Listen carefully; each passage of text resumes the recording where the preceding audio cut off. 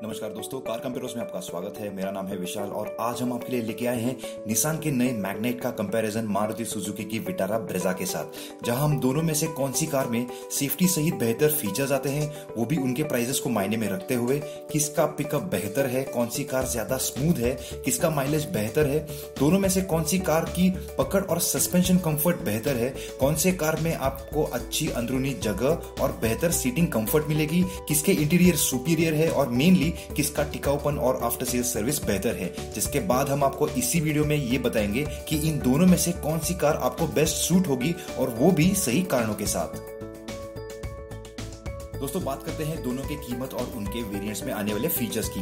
Nissan magnet के base XC manual variant आपको सस्ती पड़ेगी लगभग 2.5 लाख रुपयों से दोस्तों। जी हाँ, मारुति सुजुकी की विटारा ब्रेजा से। लेकिन ब्रेजा में आपको वैसे फीचर्स भी मिलेंगे जो आपको मैग्नेट में नहीं मिलेंगे, जैसे कि सेफ्टी के तौर पे आइसोफिक्स माउंट्स, फिर 4 स्पीकर्स, एक extra 12 volt USB power outlet, electrically adjustable mirrors, बेहतर हेडलैम्प्स, ब्लूटूथ, यूएसबी, एफएम और सेंट्रल लॉकिंग और रिमोट कीलेस एंट्री भी। जी हाँ, ऐसी चीजें जिनका जिक्र करना भी एक शर्मनाक बात है। लेकिन जैसे आप मिड वेरिएंट्स की तरफ जाते हो तो पासा पलट जाता है दोस्तों। जी हाँ, मैग्नेट के एक्सएल टर्बो वेरिएंट की अगर तुलना ब्रेजा के VXI वेरिएंट के साथ की जाए तो यहाँ मैग्नेट सस्ती पड़ेगी 1 लाख रुपयों से ऑन रोड दिल्ली। लेकिन वैसे आपको फीचर्स भी ज्यादा मिलेंगे, जैसे कि सेफ्टी के तौर पे ESP, फिर rear defogger, rear washer wiper, electrically folding mirrors, 2 tweeters और पार्सल शेल्फ भी।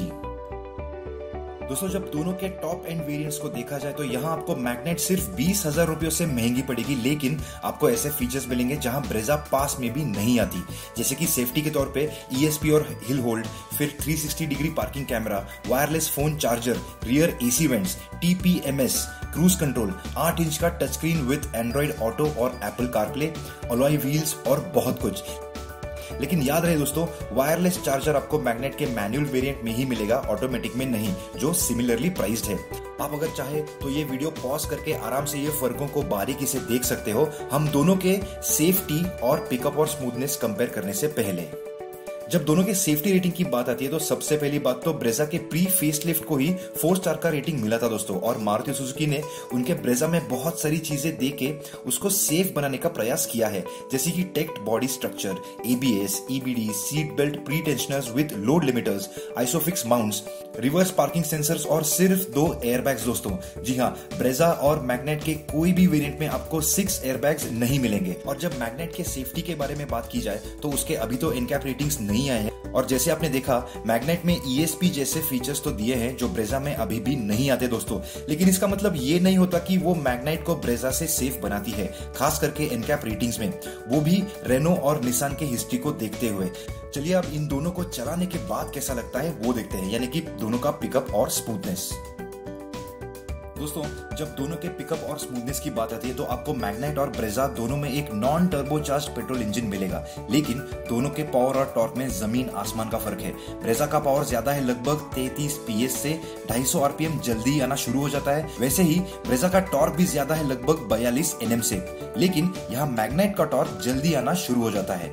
लेकिन बात यहाँ खत्म नहीं होती दोस्तों, निसान के मैग्नेट में निसान ने एक टर्बोचार्ज इंजन का भी ऑप्शन दिया है। अगर आपको एक ज्यादा उत्तेजित वाला इंजन परफॉर्मेंस चाहिए तो जो ब्रेजा से ज्यादा पावर देता है सिर्फ 5 PS से, जिससे अपनी रोजमर्रा की ड्राइविंग में उतना फर्क नहीं पड़ता, लेकिन टॉर्क ज्यादा है, लगभग 22 Nm से। ये टॉर्क आपको ट्रैफिक में थोड़ी सी मदद करेगा। लेकिन दोस्तों, मैग्नेट का वजन ब्रेजा से कम होने की वजह से उसका पावर टू वेट और टॉर्क टू वेट दोनों ब्रेजा से बेहतर है।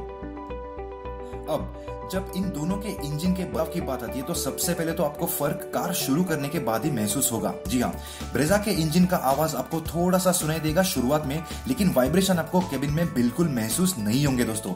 और मैनुअल वेरिएंट का क्लच बहुत ही लाइट है और उसका ट्रैवल भी शॉर्ट है, इतना कि सिटी में भी चलाने के लिए आपको बिल्कुल दिक्कत नहीं होगी।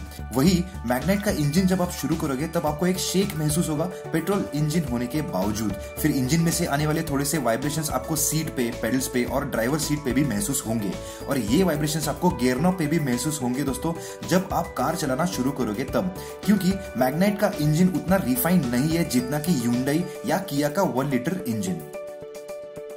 वही दूसरी तरफ आपको ब्रेजा के मैनुअल गियरबॉक्स में मेहनत नहीं करनी पड़ेगी, जिसका साथ देता है उसका लाइट क्लच। और जब दोनों के ऑटोमेटिक गियरबॉक्स की बात आती है तो मैग्नाइट में आपको एक सीवीटी मिलेगा जो बेहद स्मूथ है, और जाहिर सी बात है कि आपको इसमें थोड़ा सा रबर बैंड इफेक्ट भी महसूस होगा, लेकिन वो हाईवे पे सिटी में नहीं। यानी कि जब आप एक्सेलरेटर क्विक एक्सेलरेशन के लिए झट से दबाते हो तब वो महसूस होगा, लेकिन इसका मतलब ये नहीं होता कि ब्रेजा का ऑटोमेटिक गियरबॉक्स स्मूथ नहीं है। हाँ है, लेकिन क्योंकि ये ज्यादा माइलेज देने के लिए ट्यून्ड है तो ये अपशिफ्ट जल्दी करता है और डाउनशिफ्ट करने में बहुत टाइम लगाता है। जब दोनों के गियरबॉक्स की बात आती है तो मैग्नाइट का गियरबॉक्स आपको थोड़ा सा भारी लगेगा, जिसकी वजह से आपको थोड़ी सी मेहनत करनी पड़ेगी।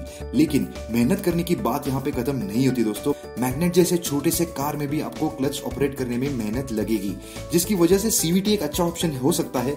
लेकिन मैग्नाइट के ऑटोमेटिक वेरिएंट में स्पोर्ट्स मोड तो आता है, लेकिन उसमें मैनुअल मोड या पेडल शिफ्टर्स नहीं दिए दोस्तों। जी हाँ, और यही स्पोर्ट्स मोड का इस्तेमाल करने के लिए आपको उसका बटन पहली बार में नहीं मिलेगा, जो गियर नॉब के नीचे स्थित है, जल्द ही नहीं दिखता। पता नहीं निसान ने इसको एक अच्छी जगह क्यों नहीं दिया। चलिए अब दोनों के ARAI माइलेज के बारे में बात करते हैं दोस्तों, और उनकी वजह से होने वाले सालाना खर्चे के बारे में। दोस्तों सबसे पहले तो दोनों के मैनुअल गियरबॉक्स के ARAI माइलेज में 1.5 से 3 किलोमीटर पर लीटर का फर्क है, जिसकी वजह से दोनों के अगर हाईवे के रनिंग का सालाना खर्चा निकाला जाए तो ब्रेजा पे आपको लगभग 11,000 से 18,500 रुपयों तक का ज्यादा खर्चा होगा। लेकिन दोनों के ऑटोमेटिक्स की तुलना की जाए तो ब्रेजा का माइलेज ज्यादा है, लगभग 1 kmpl से, उसके स्मार्ट हाइब्रिड सिस्टम की वजह से, जो और कुछ नहीं लेकिन इंजन को आइडलिंग पे चालू बंद करता है। और इसकी वजह से उनके सिटी के रनिंग के हिसाब से अगर उनका खर्चा निकाला जाए तो आपको मैग्नाइट पे लगभग 3,000 रुपयों का ज्यादा खर्चा होगा सिर्फ फ्यूल पे, लेकिन वो सालाना खर्चे के हिसाब से। दोस्तों जब दोनों के पकड़ और सस्पेंशन कंफर्ट की बात आती है तो सबसे पहले तो ब्रेजा को मैग्नाइट से बड़े टायर्स का ऑप्शन दिया है, जिसकी वजह से उसके राइड में बहुत मदद होती है और उसकी राइड भी सुधर गई है। ब्रेजा का सस्पेंशन थोड़े से कड़क है, रास्ते के गड्ढे थोड़े से महसूस होंगे आपको, लेकिन इतने भी नहीं कि आपको कैबिन में एक अनकंफर्टेबल राइड मिलेगी।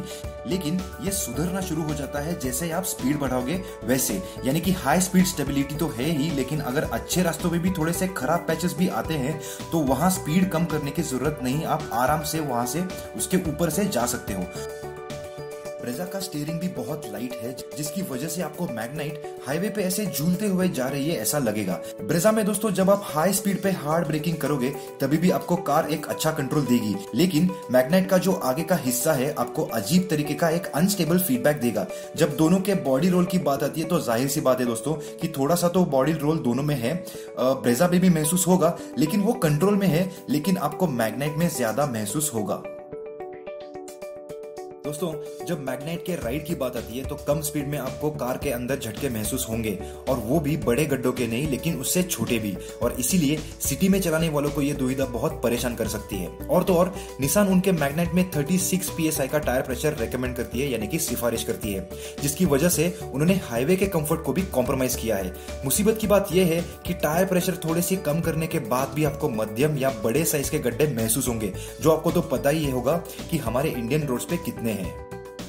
दोस्तों जब कार के अंदरूनी जगह और कंफर्ट की बात आती है तो दोनों के लंबाई में ज्यादा फर्क नहीं है, लेकिन ब्रेजा में ज्यादा चौड़ाई होने की वजह से आपको अच्छी खासी शोल्डर रूम, और उसके साथ साथ ब्रेजा के रूफलाइन के डिजाइन की वजह से उसमें आपको एक्स्ट्रा हेडरूम भी मिलता है।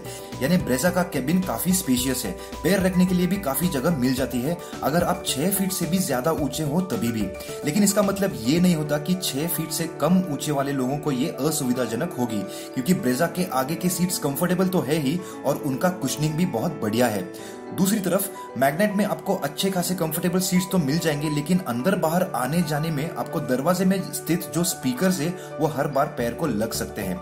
जब पीछे के सीट्स की बात आती है तो लेटेस्ट ब्रेजा का जो बी पिलर है वो थोड़ा सा आगे की तरफ पुश किया गया है, जिसकी वजह से पीछे के पैसेंजर्स के लिए काफी सारी जगह बन गई है। पीछे बैठने के लिए ही आपको काफी सारी लेग रूम मिल जाएगी, 3 लोग आराम से बैठ सकते हैं, लेकिन सारे सीट्स में थाई सपोर्ट की थोड़ी सी कमतरता आपको महसूस होगी, और पीछे के सीट्स भी थोड़े से फ्लैट है।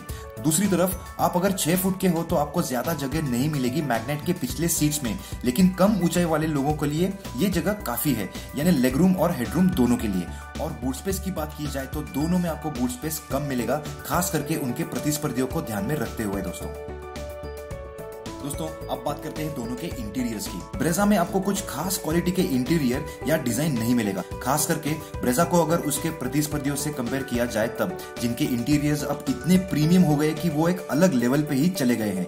लेकिन इसका मतलब ये नहीं होता कि आपको घटिया इंटीरियर्स मिलेंगे ब्रेजा में। जी हाँ, ब्रेजा के इंटीरियर्स को आप एक सिंपल और यूजर फ्रेंडली बोल सकते हो, और आपको महसूस होगा जब आप ड्राइवर सीट पे बैठोगे और 1-2 मिनट के बाद आपको सारी चीजों की आदत हो जाएगी, दूसरी नजर डालने की जरूरत ही नहीं पड़ेगी, यानी कि ड्राइविंग करते वक्त आपको आपकी नजर रोड से हटानी नहीं पड़ेगी। और हर बार की तरह आपको ब्रेजा में बैठने के बाद एक बहुत ही आरामदायक ड्राइविंग पोजीशन मिलेगा। इंटीरियर्स में आपको smartly styled all black interiors अच्छा लगेगा, साथ ही आपको प्लास्टिक के ऊपर जो टेक्सचर है वो भी डिसेंट लगेगा। हालांकि वो प्लास्टिक आपको थोड़ा सा हार्ड या खुरदुरा लग सकता है। और हाँ, स्टीयरिंग व्हील जैसे बहुत सारी चीजें आपको कॉमन दिखेंगी मारुति सुजुकी के कार्स में। और हाँ, स्टीयरिंग व्हील जैसे बहुत सारी चीजें आपको कॉमन दिखेंगी मारुति सुजुकी के कार्स में। यहाँ मारुति सुजुकी ने कुछ नया ट्राई करना चाहिए दोस्तों, जिससे कार के अंदर एक ओवरऑल फील बदल सकता है। बाकी सारी चीजों की फिट और फिनिश आपको टिपिकल मारुति सुजुकी जैसे ही मिलेंगी, ज्यादा घटिया भी नहीं और Hyundai या किया जैसे ज्यादा बढ़िया भी नहीं, लेकिन ठीक ठाक। लेकिन हाँ, स्विफ्ट से तो ये जरूर बेहतर है ब्रेजा के इंटीरियर्स। आपको कहीं भी ऐसे गैप या अनफिनिश्ड पार्ट्स नहीं दिखेंगे।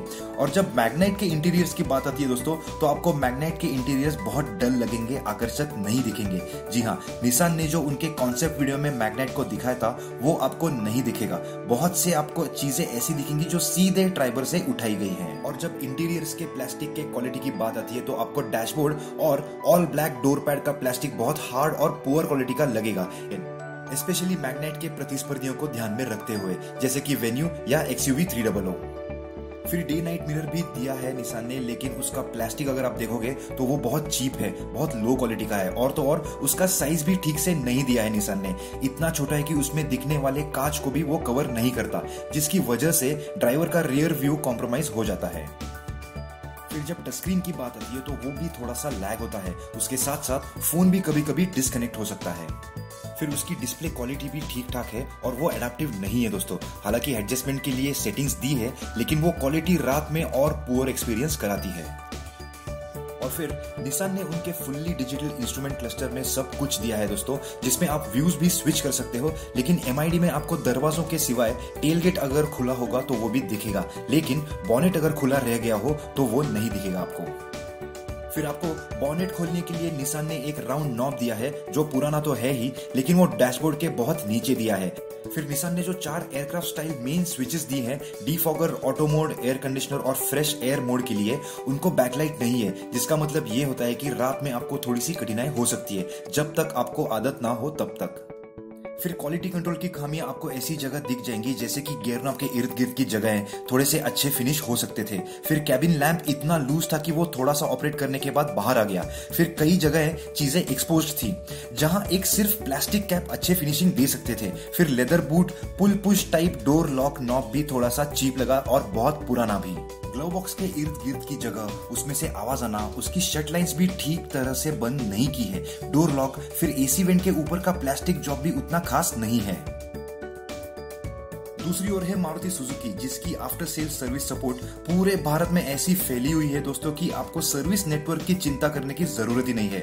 हालांकि Hyundai उससे आगे है, और तो और टाटा भी मारुति से इस मामले में आगे था 2019 में। जी हाँ, लेकिन एक बात तो है, जब मारुति सुजुकी और निसान की बात आती है तो मारुति सुजुकी से आपको बेहतर आफ्टर सेल्स सर्विस मिलेगी।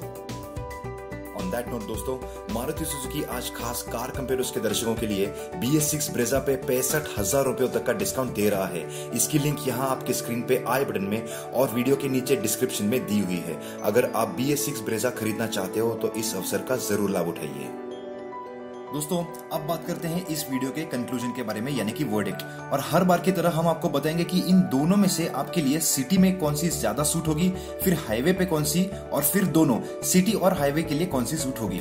दोस्तों सबसे पहले तो सिटी की जब बात आती है तो आपको एक पेट्रोल ऑटोमेटिक सूट होगी, और यहाँ हम आपको ब्रेजा सजेस्ट करेंगे। माना कि वो मैग्नेट से महंगी है, लेकिन आप पैसे बचाकर बहुत सी ऐसी चीजों पे कॉम्प्रोमाइज करोगे जो निसान को देने के लिए अभी भी बहुत टाइम है। और तो और आपको ना ही सिर्फ फीचर्स ज्यादा मिलेंगे ब्रेजा में, लेकिन उसके साथ साथ उसकी अच्छी खासी आफ्टर सेल्स सर्विस भी मिलेगी। लेकिन सबसे मुख्य कारण ये है दोस्तों कि ब्रेजा का सेफ्टी रेटिंग मैग्नाइट से अभी तो बेहतर है, और तो और सालाना खर्चा जैसे आपने देखा ब्रेजा का बहुत ही कम है। फिर ब्रेजा की ड्राइवेबिलिटी भी बेहतर है मैग्नाइट से, और वो भी सिटी के उबड़ खाबड़ रास्तों पे और हाईवे पे भी, और ये सारी चीजें हाईवे पे भी लागू होती है। इसलिए इन दोनों में से ब्रेजा आपको हाईवे पे भी अच्छा साथ देगी। आप अगर टॉप एंड की तरफ जाओगे तो आपको ब्रेजा महंगी भी नहीं पड़ेगी मैग्नाइट से। फिर जब सिटी और हाईवे दोनों की बात आती है तो वहां भी आपको ब्रेजा एक सेफ्टी का बोनस पॉइंट तो देती ही है, और तो और बेहतर ड्राइवेबिलिटी और बेहतर इंजन भी मिलता है आपको मैग्नाइट का टर्बो चार्ज्ड इंजन होने के बावजूद, और ज्यादा इफिशियंसी भी, जिसकी वजह से आप सिटी और हाईवे दोनों पे ब्रेजा को आराम से इस्तेमाल कर सकते हो।